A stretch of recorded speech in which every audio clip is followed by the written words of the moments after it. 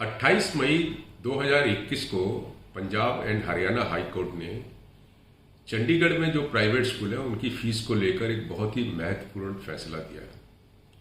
ये इसलिए महत्वपूर्ण है कि सेंट्रल गवर्नमेंट ने निजी स्कूलों की फीस के मामले में पहली बार जो है इंटरवेंशन करी है और जो पंजाब फी रेगुलेशन एक्ट है 2016 का उसको चंडीगढ़ के प्राइवेट स्कूलों के ऊपर एक्सटेंड किया और एक्सटेंड ही नहीं किया है, उसमें कुछ बहुत ही इंपॉर्टेंट मॉडिफिकेशंस भी करे।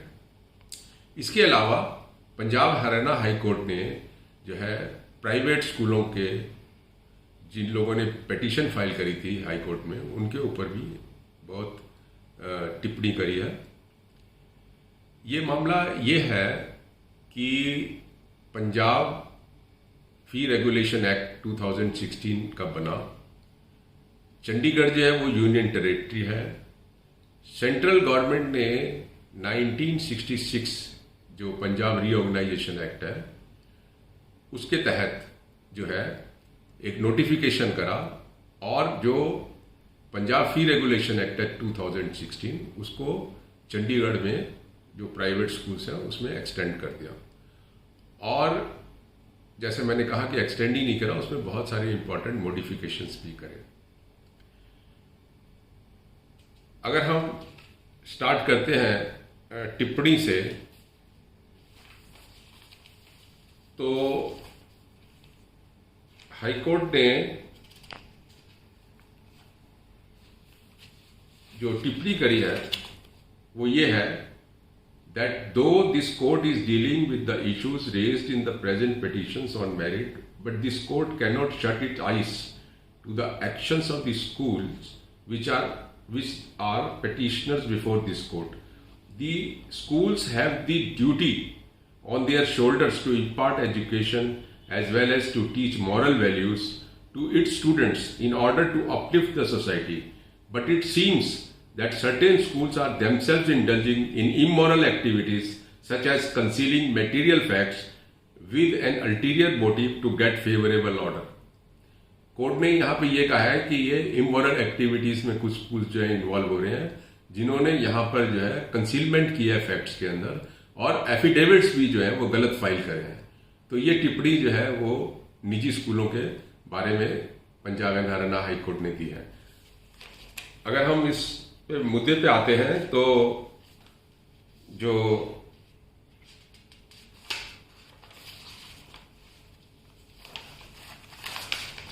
मॉडिफिकेशंस करे नोटिफिकेशन से वो बड़े इंपॉर्टेंट हैं जिनको स्कूल वालों ने चैलेंज किया। वो ये है unaided educational institutions shell Number 1, upload income, expenditure account and balance sheet on its website. Number 2, not charge any kind of cost from the parents. Number 3, disclose complete fee structure at the beginning of the academic year in the booklet issued along with the admission form by the schools and also be posted in its website. Not raise the fee any time during the academic session. और एक जो उन्होंने utilisation of funds के ऊपर जो modification किया वो ये किया कि no part of income from the unaided educational institution shall be diverted to any individual in the trust और सोसाइटी और कंपनी और स्कूल मैनेजमेंट कमेटी और any other person. The savings, if any, after meeting the recurring and non-recurring expenditure and contributions to the development, depreciation and contingency funds may be utilized for promoting the concerned unaided educational institutions. ये इन्होंने modifications करे हैं जिसको उन्होंने challenge किया है। और interesting चीज ये है कि जो uploading income expenditure account and balance sheet on its website है, कोर्ट ने कहा है कि ये जो है ट्रांसपेरेंसी और अकाउंटेबिलिटी करेगा प्राइवेट स्कूल्स की। और मैं यहाँ पे ये भी बता देना चाहता हूँ कि 2007 में सुप्रीम कोर्ट ने एक केस में ये कहा था कि फी जो है वो जस्टिफाइड होनी चाहिए, ट्रांसपेरेंसी होनी चाहिए, अकाउंटेबिलिटी होनी चाहिए। तो ये हाई कोर्ट ने जो है ये इस तरीके के जो प्रोविजंस हैं उनको लीगली अपहेल्ड किया है और कहा है कि ये जो है वो ट्रांसपेरेंसी और अकाउंटेबिलिटी जो है वो पैदा करते हैं। अब इसके ऊपर जो उन्होंने अपना टिप्पणी करी है हाई कोर्ट ने,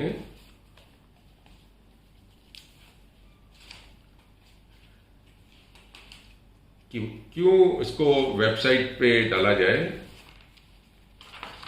कोर्ट ने कहा है, we are also of the view that the fee structure has to be disclosed in advance so that parents are aware of the fees to be deposited at the time of admission.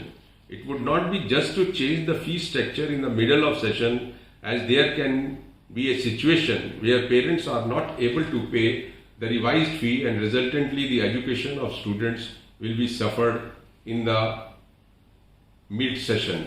If the fee is disclosed at the commencement of the session, it would help the parents to make appropriate arrangements or to look for alternative. और court ने ये भी कहा है कि CBSE के जो bylaws हैं और जिसमें ये लिखा हुआ है कि आप जो है वो फीस बढ़ाने से पहले पेरेंट्स को कंसल्ट करेंगे, उसको भी उन्होंने जो है अपहेल्ड किया है। कहा है कि सीबीएसई के जो बायलॉज हैं वो लगते हैं। तो ये भी एक इम्पॉर्टेंट एडिशन है इस जजमेंट के अंदर। और जो फाइनेंशियल स्टेटमेंट्स के बारे में हाई कोर्ट ने कहा, therefore if the financial statement of the private institutions is uploaded on the website of the institute, the same will ensure in maintaining transparency and will be an aid in achieving the goal of ensuring that no institute is indulging in profiting and charging of capitation fee. It cannot be disputed that there are institutions which indulge in charging of capitation fee and indulge in profiting. Since the accounts of institutions are prepared for professionals, we cannot expect the officials working in the government department to find out the truth beneath the financial statements. उन्होंने government के लिए भी कहा है, government के पास आप मोटे मोटे अकाउंट्स बना के दे दोगे कागज के बंडल, तो उनके वो उसको नहीं देख पाएंगे। तो कोर्ट ने कहा है कि bureaucratic approach of the government can also not be ruled out as not having expertise in one factor but not paying any heed and looking into the bulky financial statements dumped by the institutes is also a relevant factor. If the financial statements of the institutes are uploaded on the website of the institution, the parents of the students will be able to look into the financial statements of institutes. There is highly probability that the various parents may have an expertise in the field of accounting which will help the administration in assuring that no institute, school indulges in profiting or charging of capitation fee. Further, we are not able to reconcile as to why the private unaided schools are afraid of uploading the financial statement on their website. The intention of the institutions to not resist uploading the financial statement create more suspicion. ये बहुत important lines high court ने कही है। If the private institutions upload their financial statements on the website, it will help in achieving the goal of transparency and accountability which are essential feature of a reasonable fee structure and it will also generate confidence in the parents. उन्होंने कहा है कि ये जो uploading of accounts हैं website पे, ये transparency और अकाउंटेबिलिटी जो है क्रिएट करेगा। और एक उन्होंने ये कहा है कि जो आपके पैसे हैं, मतलब कोई भी सरप्लस मनी है, वो आप ट्रांसफर नहीं कर सकते, ये एक मॉडिफिकेशन है, उसको भी कोर्ट ने अपहेल्ड किया है। तो ये जो Punjab and Haryana high court का जजमेंट है, मुझे लगता है कि जो पेरेंट्स हिंदुस्तान भर में आर्बिट्रेरी एग्जॉर्बिटेंट फीस के खिलाफ लड़ रहे हैं, ये उस लड़ाई में मदद करेंगे। और मैं समझता हूँ कि जैसे ऑल इंडिया पेरेंट एसोसिएशन शुरू से ही डिमांड कर रही है कि सेंट्रल गवर्नमेंट जो है वो एक यूनिफॉर्म लॉ लाए फी रेगुलेशन के लिए पूरे देश के लिए, और उसके अंदर ये भी रखे कि 50% जो है पेरेंट्स रिप्रेजेंटेशन जो है वो हर एक मैनेजिंग कमेटी में है। तो अगर सेंट्रल गवर्नमेंट इस तरीके का कानून लाती है तो मैं समझता हूँ कि जो फी को लेकर जो प्रॉब्लम हो रही है प्राइवेट स्कूल में पेरेंट्स को, मुझे लगता है कि वो काफ़ी हद तक जो है वो सॉल्व हो सकती है। और हमने एक ड्राफ्ट प्राइम मिनिस्टर को भेजा है फी रेगुलेशन का, जिसके अंदर हमने ये भी कहा है कि पेंडेमिक के टाइम जो है वो गवर्नमेंट्स के पास पावर होनी चाहिए कि वो पेंडेमिक को दिमाग में रखकर जो है वो फीस को कम कर सकती है स्कूल की। तो मैं समझता हूँ कि ये Punjab and Haryana high court का जजमेंट जो है वो महत्वपूर्ण है, और मैं रिक्वेस्ट करूँगा व्यूअर से कि वो इस वेबसाइट वीडियो को ज़्यादा से ज़्यादा सर्कुलेट करें। Thank you.